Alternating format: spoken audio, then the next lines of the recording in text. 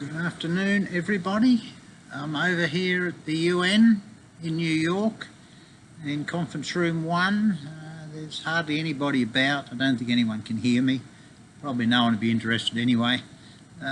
Bit of a hum from the air conditioning.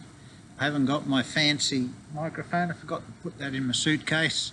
So I hope the sound is reasonable. I've been sitting listening to boring speeches at the UN. Well, it's probably not boring to the delegates. They're talking about their own countries, but most of them are just saying the same old things and the same old buzzwords. And you sort of wonder sometimes about all this stuff, how valuable it is. But a lot of money gets spent at this place, so you would hope something good will come out of it. Let's hope something good comes out of it. Now, I've been here since I got here Friday evening. My Aer Lingus flight was late. I had trouble getting into the rectory because the bell didn't work. So I had to ring Father Murray, who was in the Holy Land, and he rang Father Joseph, and then eventually got into the rectory, which was pretty good because I might have had to sleep out in front of the church if I hadn't been able to get in, or I might have gone down to see Pastor Taylor, see if he had a spare bed down there. Couldn't afford a big flash hotel, so eventually got into the rectory and that was okay. And I've been talking to lots of different delegates. They've been coming up to see me and I've been sort of getting in their ear. There's lots of resolutions getting going here in the third committee. So that's the UN stuff. And I've been watching Justice Brett Kavanaugh getting confirmed and all the carry on and all the different stuff that's been happening. And the Democrats are very tricky people.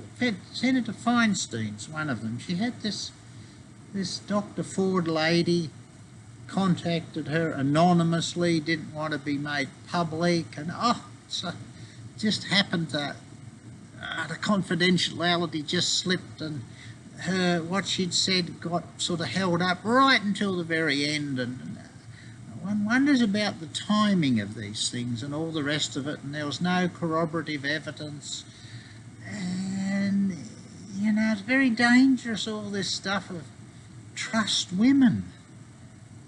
Well, it would be nice to trust everybody if everybody always told the truth and the whole truth and nothing but the truth. But some people can sometimes make false accusations and not tell the truth because they don't want a particular Supreme Court justice put on the Supreme Court here in the United States. And the Democrats don't seem to have sort of cottoned on after nearly 2 years that President Trump won the last election and he gets to appoint Supreme Court justices. And this Judicial Oversight Committee is just meant to, make sure everything's tickety-boo and there's nothing sort of dreadful going on, and then gets a vote in the Senate.